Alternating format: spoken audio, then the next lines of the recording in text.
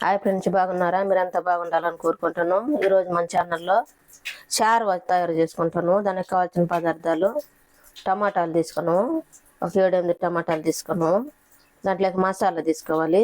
చెక్క మొగ్గ, మిరియాలు, ధనియాలు అవన్నీ తీసేసుకోవాలి. ఇది ధనియాలు ఇవన్నీ వేపుకోవాలి. ముందుగా స్టవ్ వెలిగించుకొని బాండి పెట్టుకొని ధనియాలు వేసుకోవాలి. ఒక 3 స్పూన్లు దాకా ధనియాలు వేసుకోవాలి.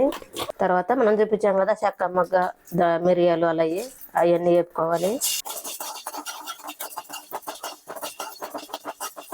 ఈ విధంగా వేగితే సరిపోద్ది. ఎక్కువ వేగినాయి అంటే వాసన వస్తుంది, నల్లంగా వస్తుంది మసాలా కూడా. ఇప్పుడు మిక్సీ జార్లోకి తీసేసుకోవాలి. కొబ్బరి పొడి తీసుకోవాలి. ఒక 2 స్పూన్ల దాకా కొబ్బరి పొడి తీసుకున్నాం. ఎక్కువ యాగబలేదు, కొంచెం వేడి చేసుకుంటే సరిపోద్ది. ఇది కూడా మిక్సీ జార్లోకి తీసుకోవాలి. మిక్సీ జార్లో పోసేసుకున్నాం కదా, ఇవన్నీ చల్లార్చుకోవాలి. మనం చల్లబడితే తొందరగా నలుగుతుంది. ఇప్పుడు మిక్సీ పట్టుకోవాలి. ఈ విధంగా పొడిలాగా మిక్సీ పట్టుకోవాలి. ఇట్లా మెత్తంగా పట్టుకోవాలి. ఇప్పుడు దీంట్లోకి తెల్లగడ్డలు వేసుకోవాలి. మన పాయలు, విడదీసిన పాయలు, తెల్లపాయలు ఒక 10 దాకా వేసుకోవాలి. 2 ఇంచుల అల్లం ముక్క వేసుకోవాలి. అల్లం ముక్కలు ఇవి కూడా మిక్సీ పట్టుకోవాలి. ఈ విధంగా మిక్సీ పట్టుకోవాలి. ఇది పక్కన పెట్టేసుకొని మనం టమాటాలు అవి ఉడికించుకున్నాం.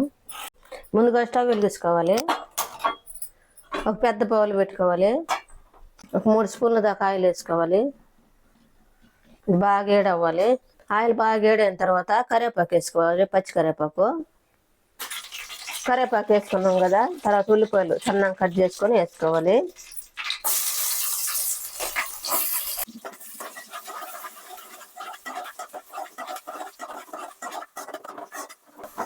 ఉల్లిపాయలు బాగా ఈ విధంగా గోల్డ్ కలర్ వచ్చిన తర్వాత ముందుగా మనం కట్ చేసి పెట్టుకున్నాం కదా టమాటాలు, అవి కూడా వేసుకొని కలుపుకోవాలి.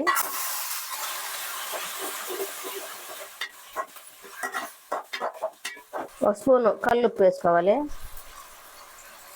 వేసిన తర్వాత మొత్తం కలిపి వేసుకోవాలి.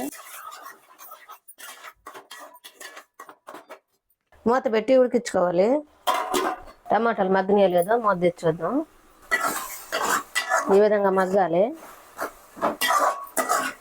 ఈ విధంగా మగ్గిన తర్వాత ముందుగా మనం మసాలా వేసి పెట్టుకున్నాం కదా, అది వేసేసుకోవాలి. మొత్తం కలిపేసుకోవాలి.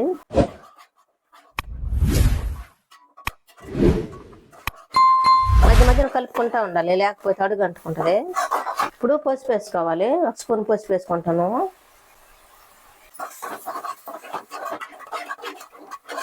ఒక స్పూను కారం వేసుకోవాలి. ఈ విధంగా మసాలాల్లో కారం, పసుపు వేగిందంటే పచ్చి వాసన లేకుండా పోతుంది. ఇప్పుడు మనం కొద్దిగా చింతపండు తీసుకోవాలి. ఇప్పుడు మనం ముందుగా కలిపి పెట్టుకున్నాం కదా చింతపండు రసం, అది కొద్దిగా పోసేసుకోవాలి. కొద్దిగా తీసుకోవాలి, కొంచెం తీసుకున్నాము. ఇది మొత్తం కలిపేసుకోవాలి.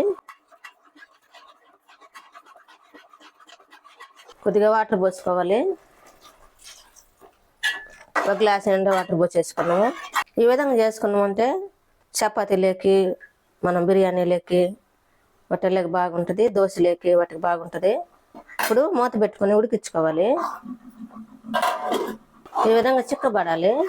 ఇప్పుడు స్టవ్ ఆపేసుకోవాలి. మనం దీన్ని ఒక బౌల్లోకి తీసేసుకోవాలి. ఎంతో టేస్టీగా ఉండే చారు రెడీ అయింది. మీరు కూడా మీ ఇంట్లో చేసుకొని ఎలా ఉందో మా కామెంట్లో పెట్టండి. లైక్, షేర్ చేయండి, సబ్స్క్రైబ్ చేసుకోండి, పక్కన బెల్ నొక్కండి. Thank for watching.